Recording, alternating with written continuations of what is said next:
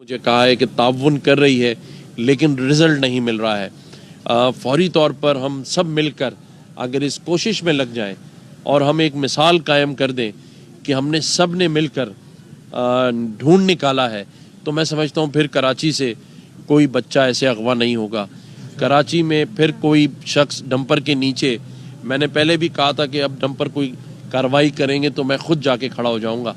हमें कुछ करना पड़ेगा। ये कराची हम सब का शहर है, हमें इसको लावारिस नहीं छोड़ना, हमें इसे यहाँ के लोगों को बेआसरा नहीं छोड़ना है।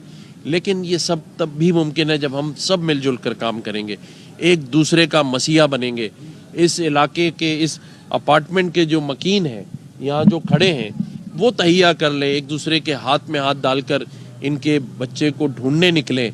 उस बच्चे के ढूंढने के लिए अपना टाइम सर्व करें, ना जाएं 2 दिन अपने कामों पर, एक दफ़ा इस चीज़ के लिए सब एक हो जाएं, तो मैं समझता हूँ फिर कोई सारे अगवा नहीं होगा, फिर कोई बच्चा इस शहर का या उसकी माँ तकलीफ़ में नहीं आएगी, उसकी माँ नहीं रोएगी। तो इसके लिए हमें मिलकर करना है।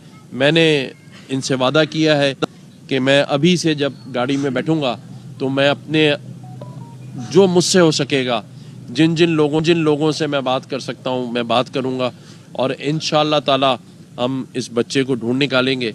और फिर मैं एक दफ़ा कहता हूँ, कोई भी शख्स चाहे पैसों के लालच में, दुश्मनी के लालच में या हविस के लालच में, जिसने भी ये काम किया है उसको ये आखिरी मौका है, इस बच्चे को छोड़ जाए, आज रात छोड़ जाए, अभी छोड़ जाए। अगर वो भी सुन रहा है तो मैं सच बता रहा हूँ, उसको छोड़ दो।